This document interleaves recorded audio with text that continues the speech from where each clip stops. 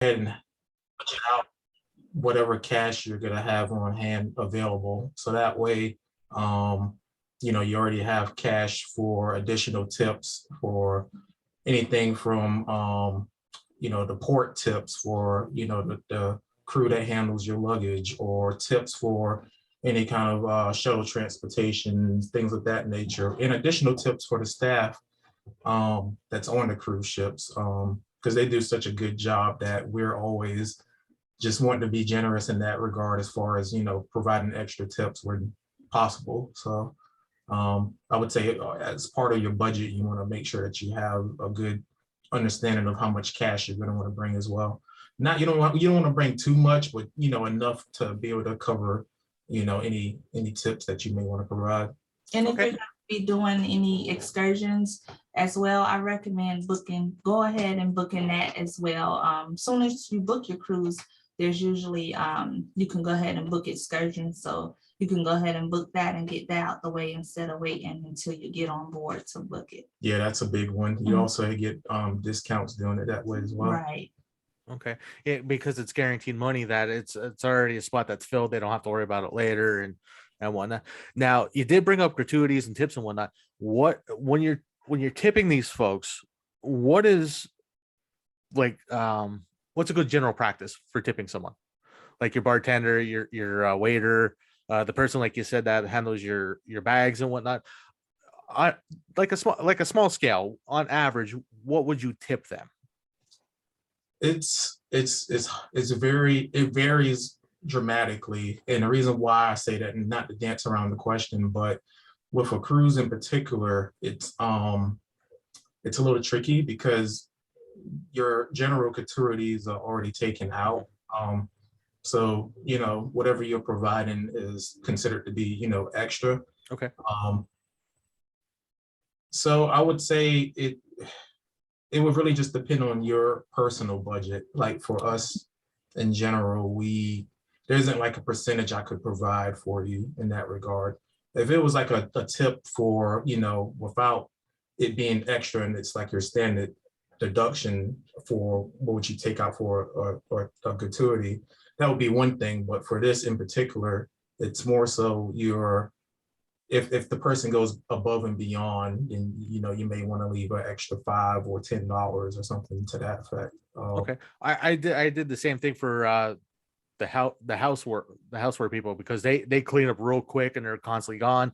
That's personal, but it's up to the person that'll do that. So you did touch on another thing that I love doing, are excursions. So the excursions that the cruise line offers, you can find those out when you book your trip as well, either online or on the website or whatever. How you said book those as soon as possible, right? Because they fill up really fast.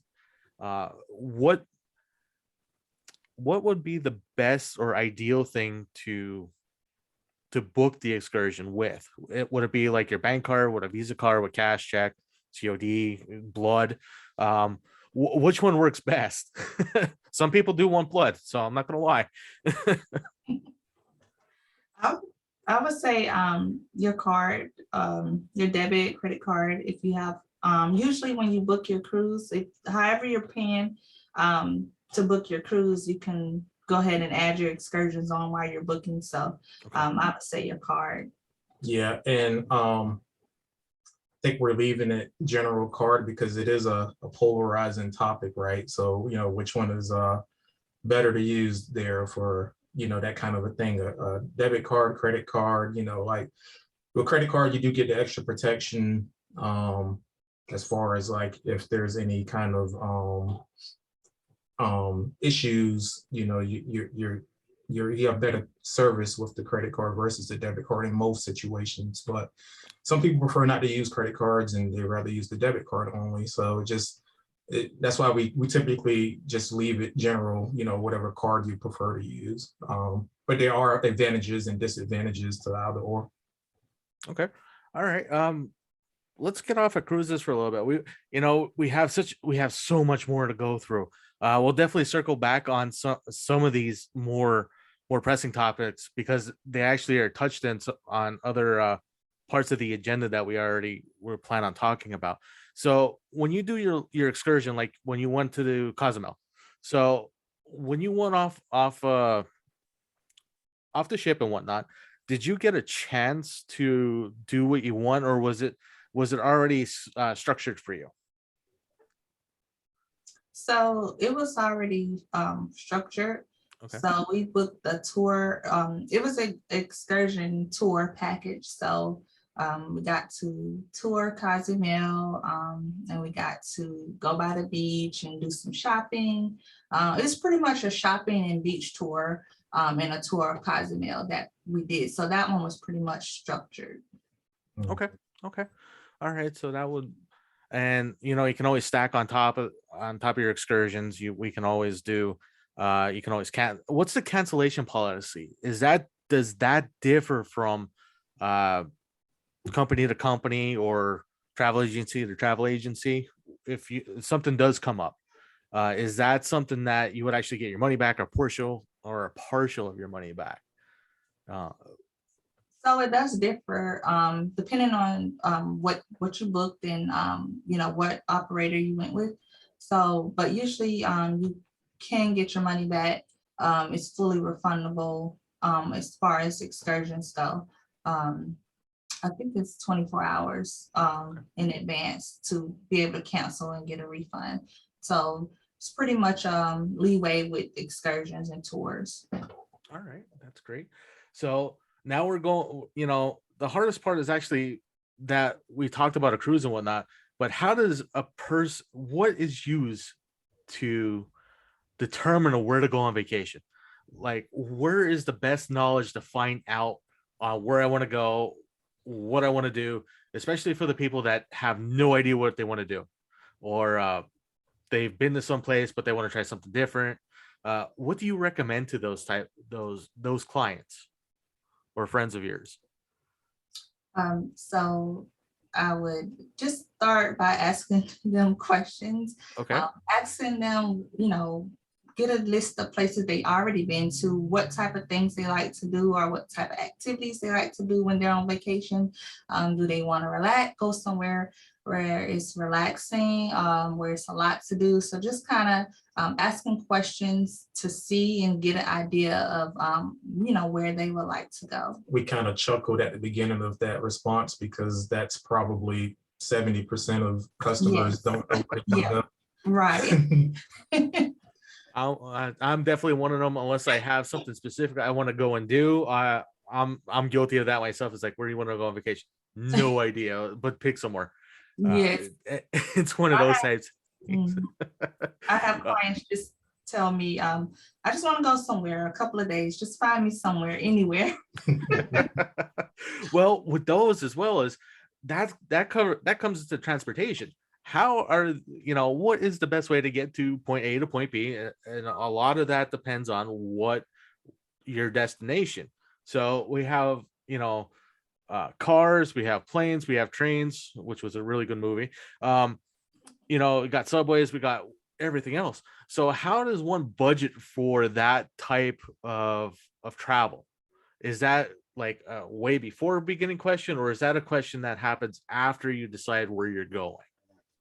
I would say, well, really, that's kind of a trick question because really both. So you want to already, I would say ideally you want to already be in the practice of having a budget just for your general finances to begin with. So that way, when it's time to go on vacation, you're not trying to scramble to come up with a way to afford it. But it does dramatically help to know exactly where you're going when you're trying to come up with a budget specific to a trip.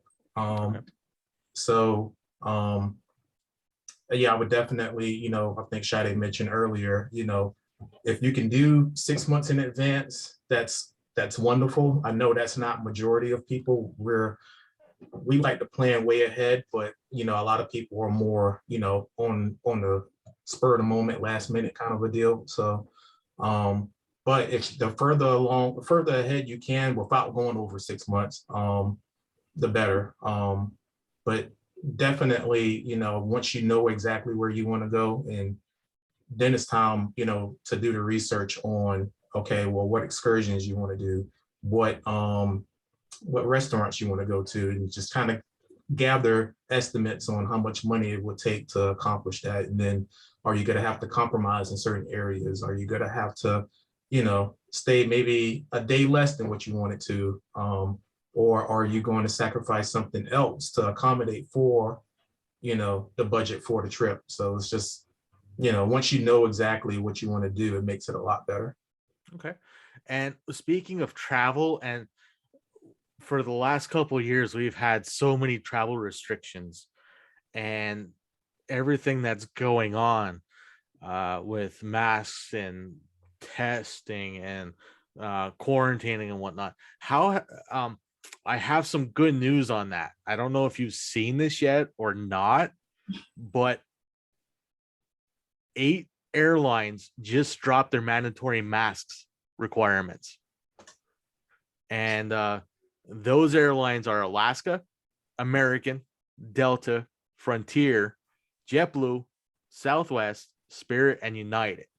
Mhm. So I wasn't sure if you were aware of that or not. And I'm sure that is definitely a question that is on everybody's mind nowadays, especially with what procedures that are in place for this. So do you have a list of the procedures and bookings and whatnot when you book somebody to their destination or whatnot, or is that up to the customer to find out what they need to do? So yeah, I do have a list. Depending on where they're going, their destination, I can go in and check and see the travel restrictions. So I definitely send them, email them a copy so that they're aware of it as well.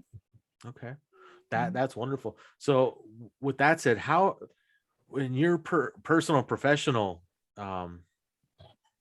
opinions and experience, how has travel changed for you as a business owner, as a travel agent, and now as a travelers yourselves, now that this is finally starting to, I'm not going to say the word over, is declining or being less restrictive?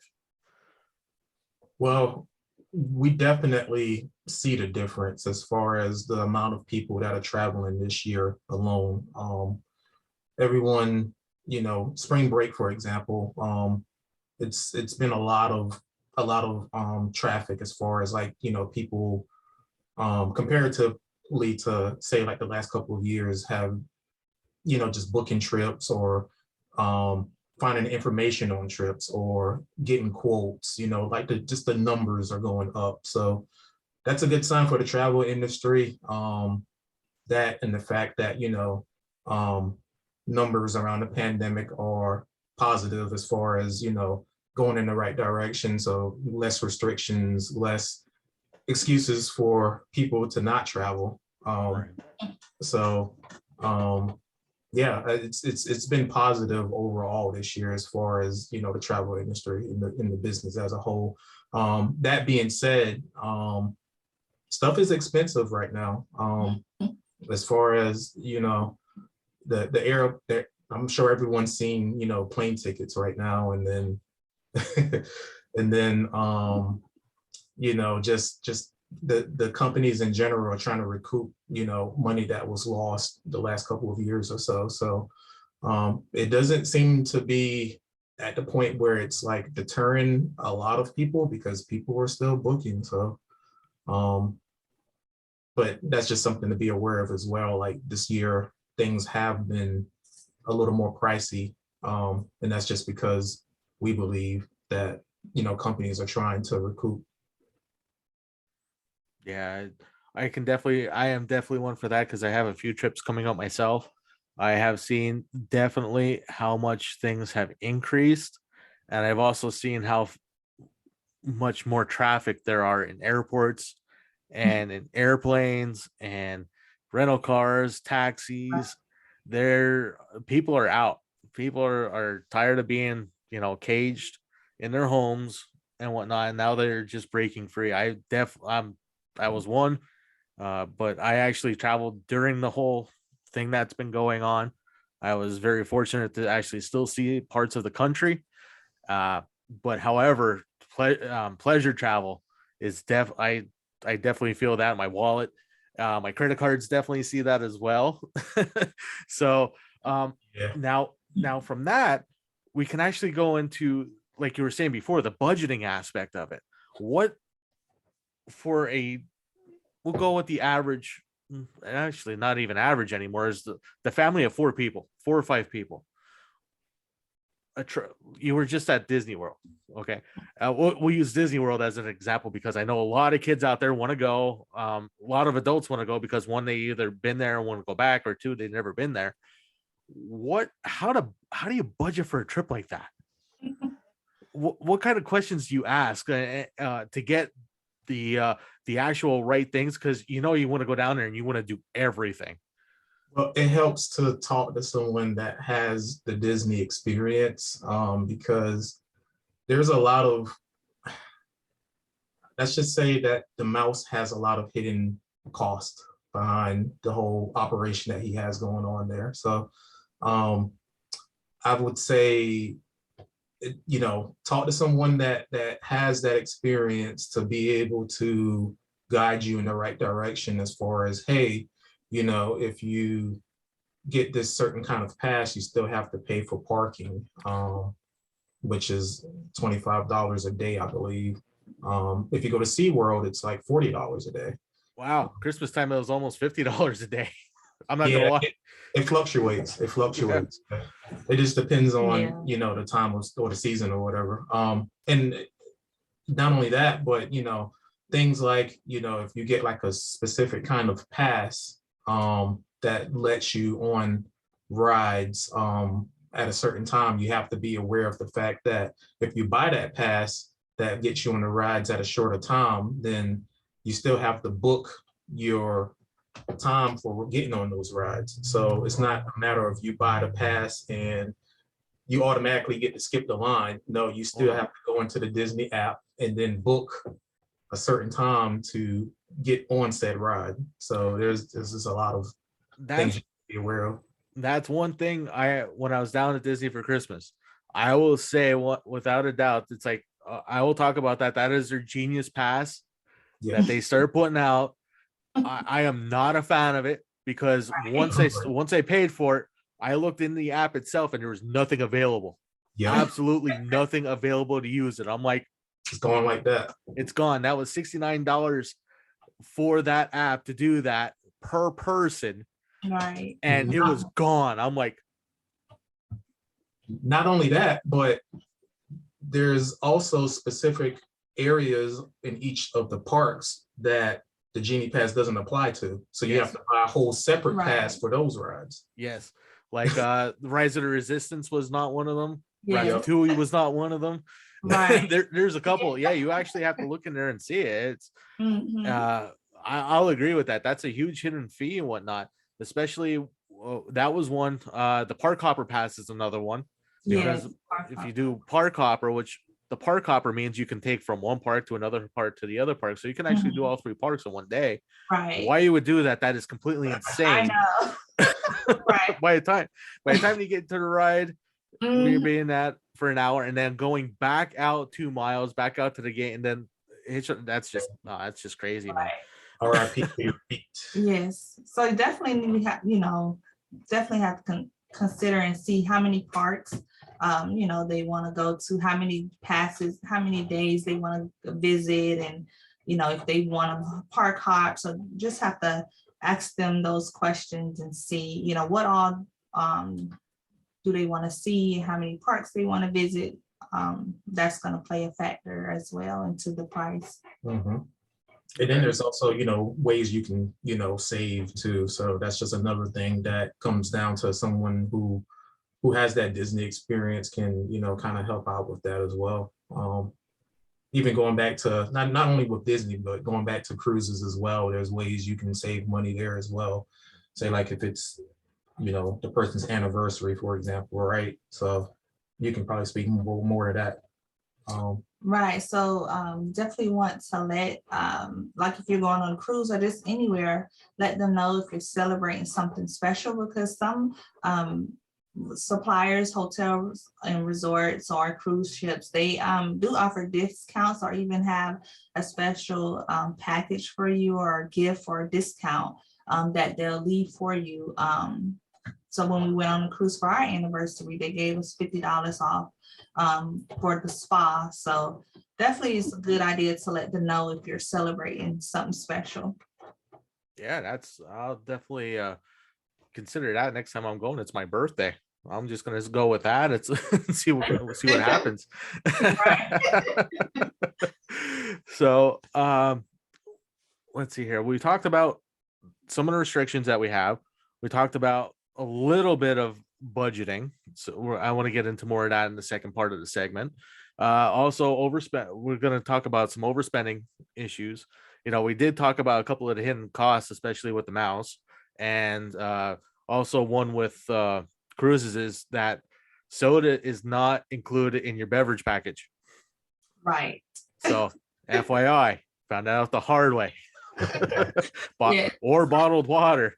Yes. But so those are just some of the things that we've done. We also talked about the mask restrictions that are lifting, especially on 8 of the major airlines out there. Alaska, American, Delta, Frontier, JetBlue, Southwest, Spirit, and United. There's some that are still following it, which, you know, that's their prerogative. It's, you know, their business. However they feel safe and however the person feels safe. So we've talked about that. We also talked about some of the trips that we've also been on. So I'm looking forward to the second part of the segment of getting deeper into saving people money, especially on more ideas on how to book further events and definitely the recovery of it, because I'm one for overspending. And I want to thank all my listeners out there right now that have tuned in. We're going to take a quick commercial break in a couple moments. I am here with Tim and Sade Wiggins from KNOWfromtravel, located in South Carolina. Am I correct on that? Right. Columbia, South Carolina. Yes. Okay, and they definitely have a Facebook group that we'll definitely get you some contact information about. And we're gonna take a quick break. I have a phone number in case you have any questions in the meantime. Let's see if I can find that real quick. I just had it. It's 1-866-472-5790. 1-866-472-5790. And we're gonna be right back. All right, you're clear. Cool. So how you feeling, guys? Pretty good. Pretty good.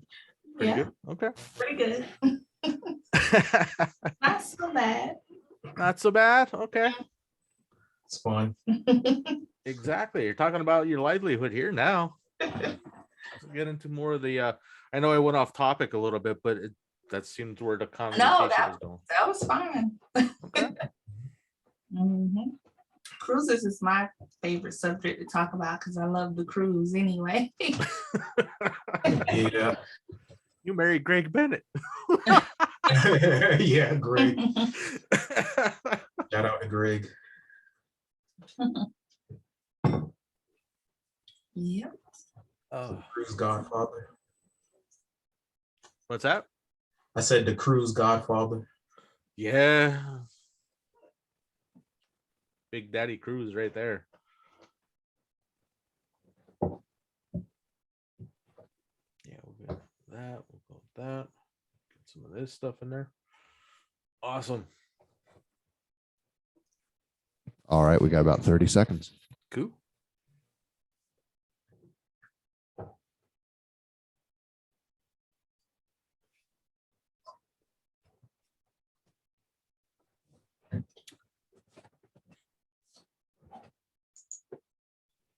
Do you have those flyers that you gave me about your show, your cruises and stuff? When it comes to business, you'll find the experts here. Voice America Business Network.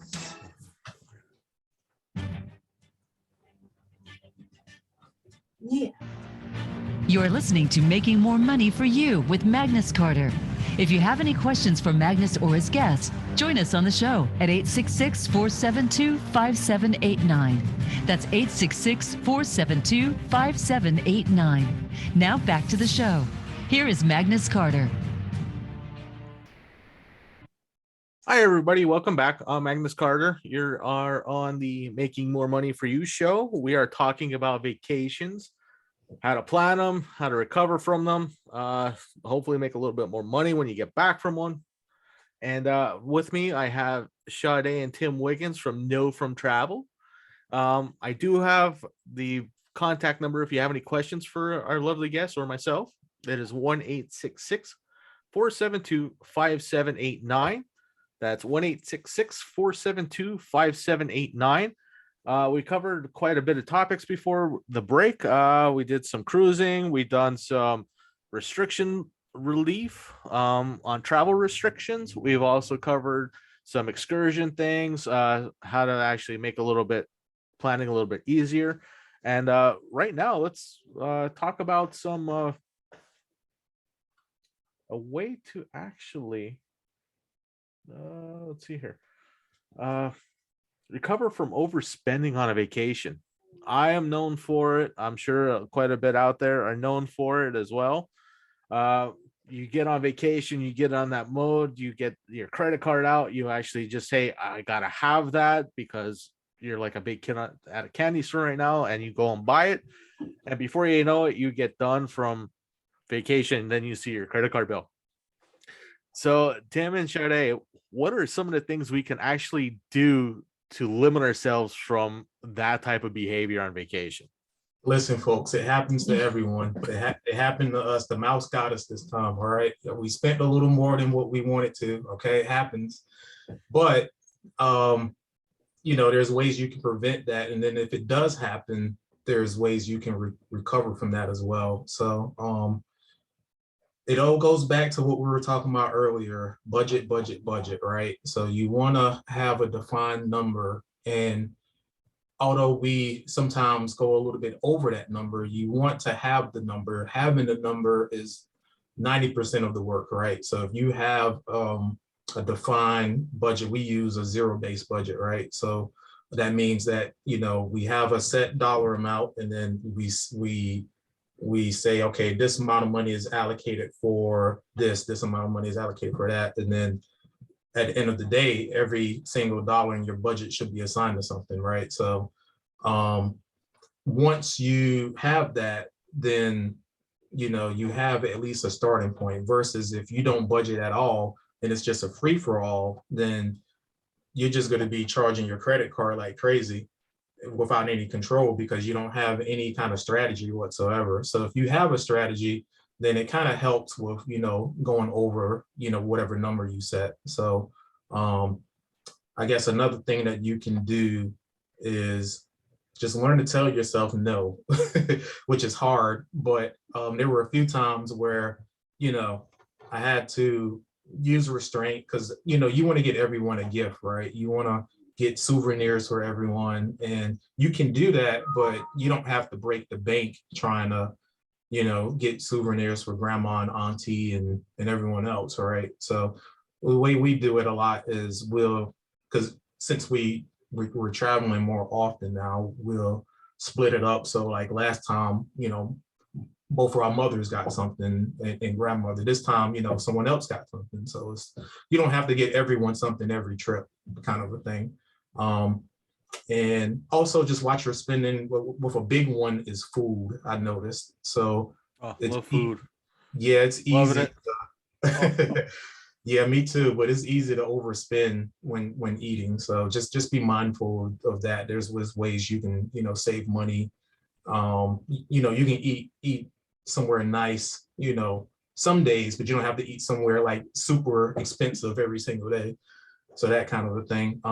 But the other big one I think you asked is how to recover, right? So we did it this time, right? So we went over our budget, not by a lot, but it was, a good amount. And, you feel, if you're like anything like me, where, you're personal finance conscious, then you're feeling a little bit of guilt there. So you're kind of like, I set this budget and I didn't quite stick to it. So, now what?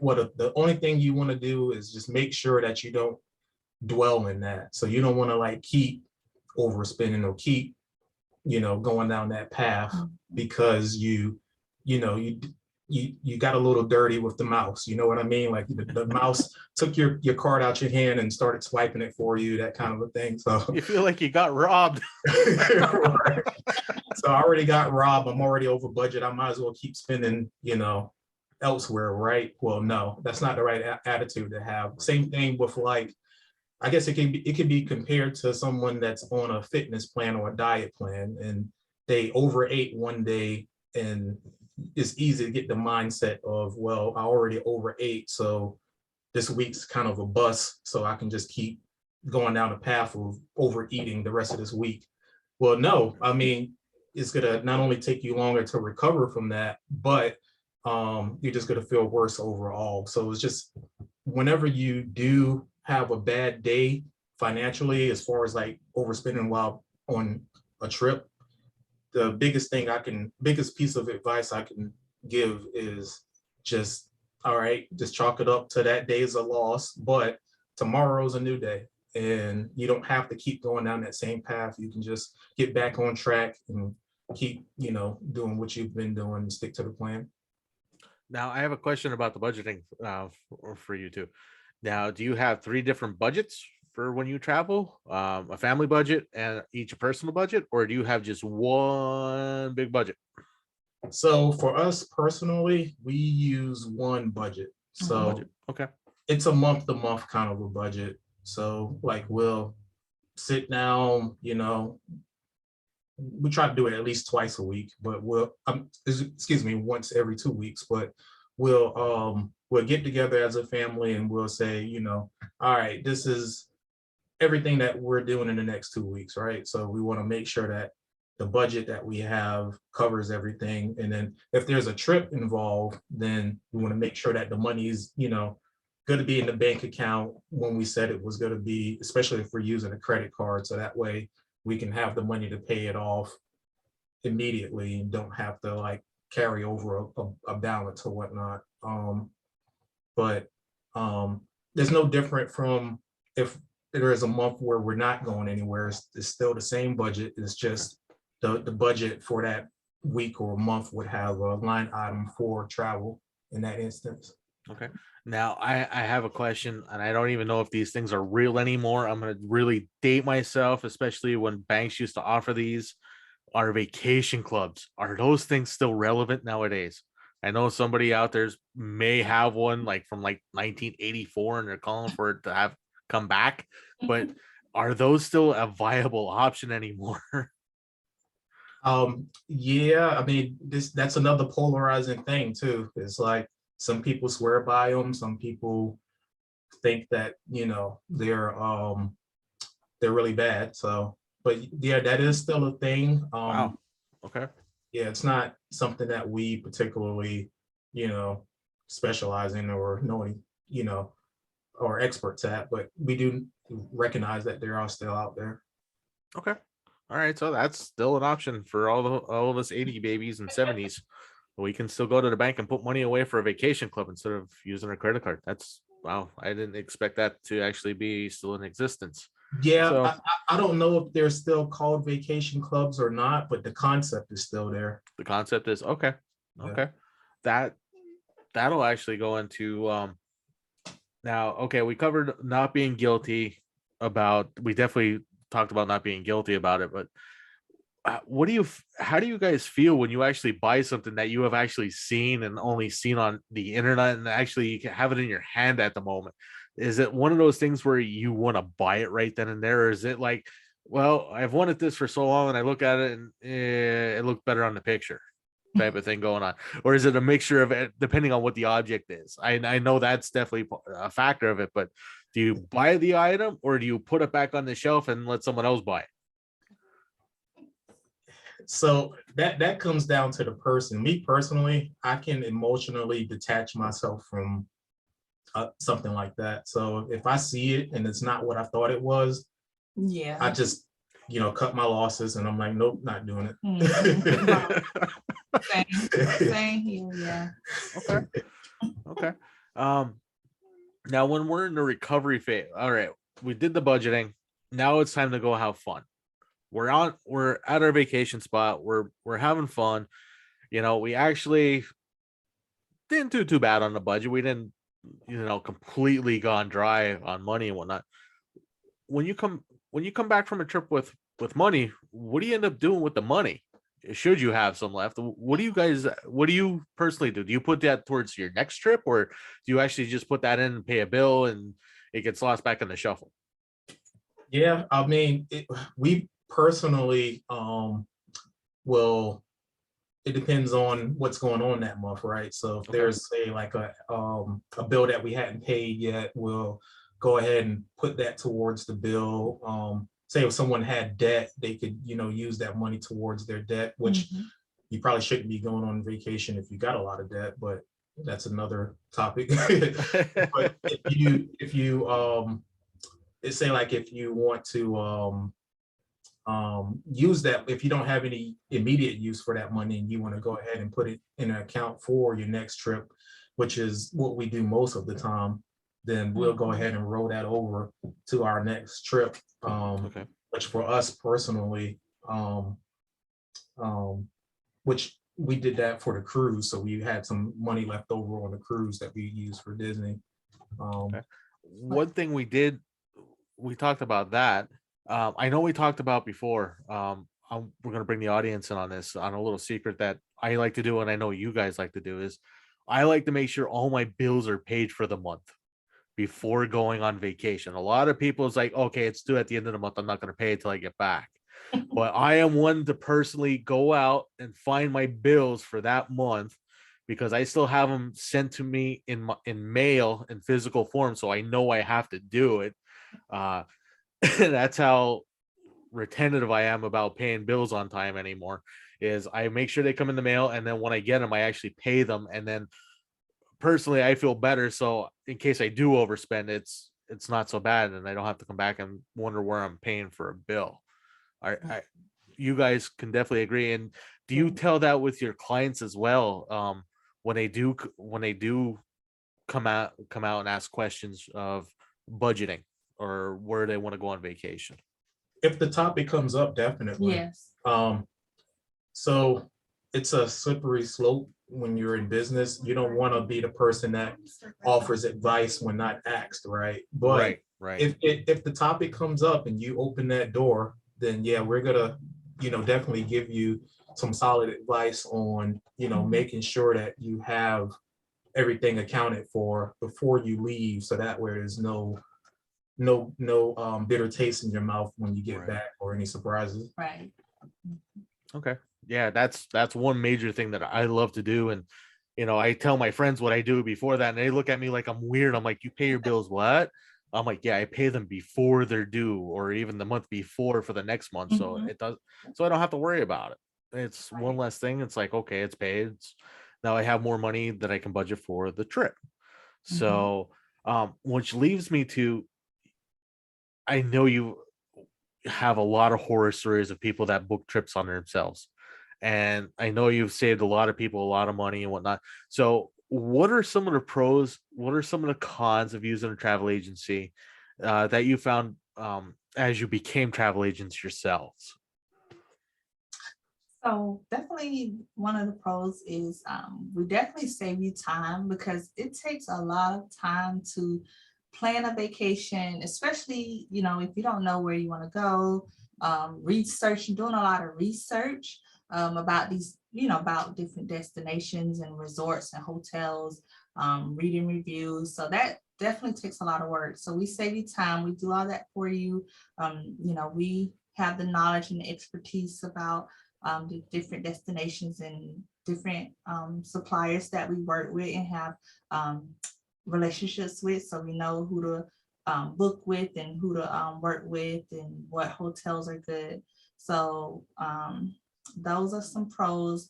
Also, we can save money, and if not, we can price match as well. So if you find something online, when you're booking online yourself, you're still using an online travel agency.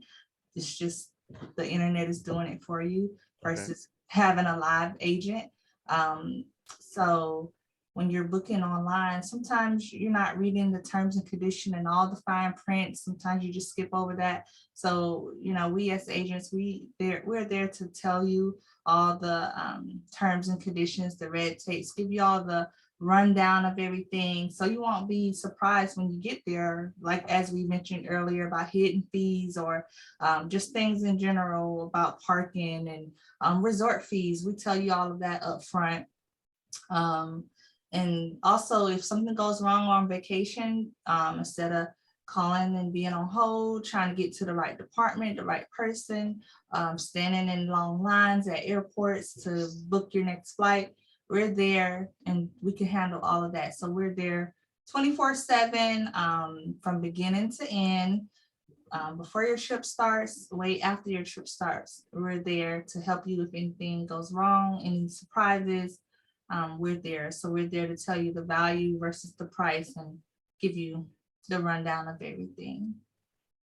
Wow. Okay, you guys do. Well, I'm actually a customer of KNOWfromtravel. They are actually helping me book some excursions and whatnot from my upcoming trip, which I'm going to be broadcasting from Jamaica. Yes, I'm letting everybody know I will be in Jamaica for one of my shows, and it's going to be live. So I prepare you now. I have no idea what's show is going to be about at the moment, and who's actually going to show up on it. So you're going to have to stay tuned to figure that one out. But yes, I have used KNOWfromtravel.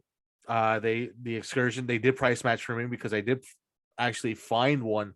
The exact same excursion was from them and from the internet was $60.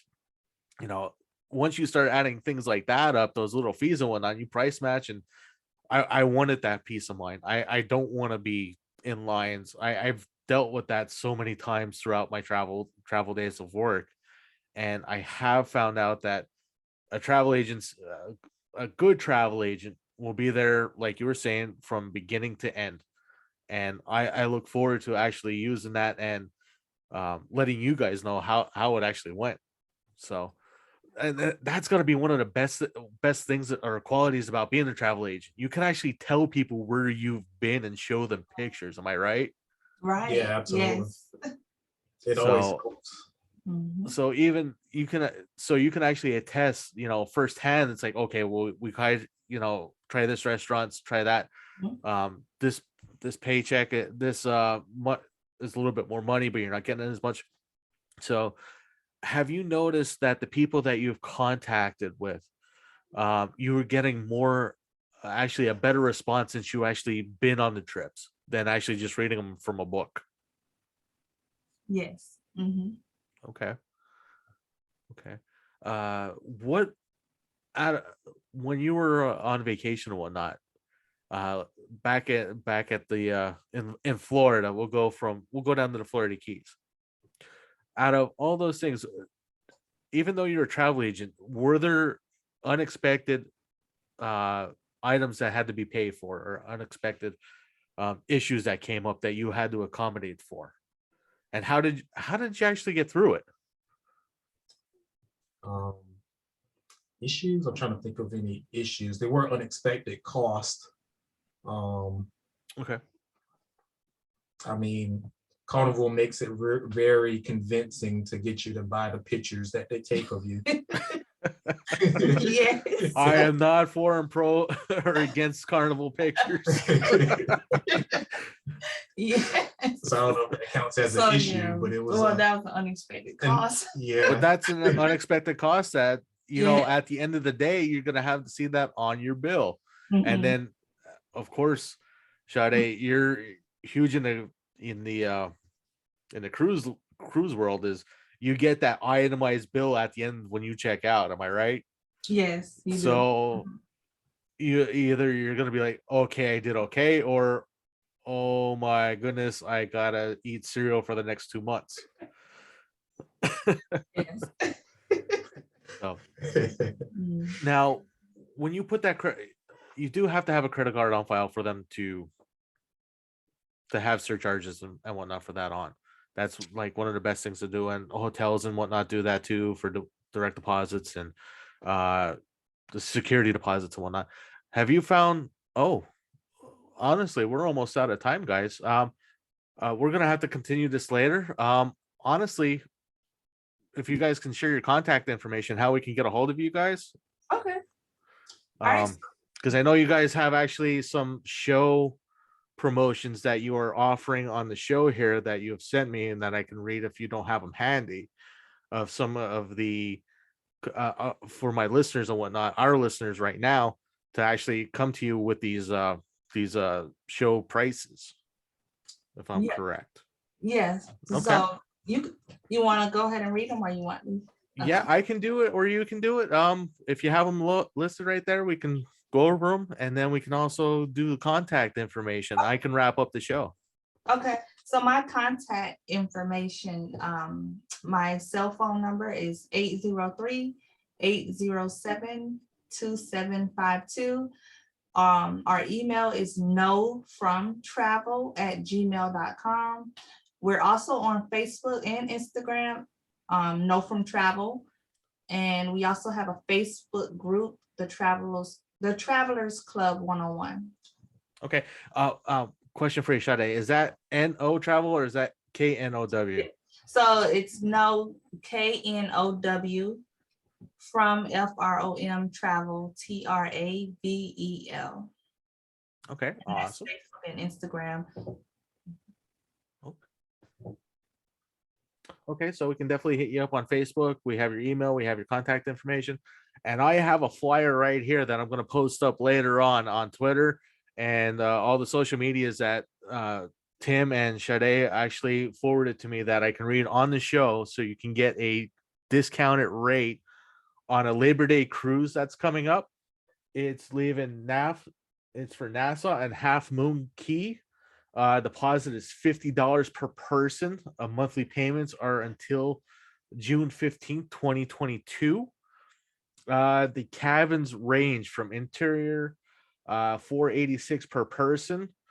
Ocean view cabins are $558 per person, and the balconies are $686 per person. It's a 6-day cruise. 2 days at sea. You leave from Charleston, South Carolina. You return there. You leave there on Saturday, and you return on Thursday. Mhm. That's one of them. And we have a Mardi Gras that is going to San Juan, Amber Cove, and Grand Turk. You can book that. That is for December 3rd is your shipping date. The interior cabins are $771 per person. Balconies just over 1,000, actually about 1,100. Right. They also include, these prices include your taxes, your fees, your gratuities, and they can be done in easy payments.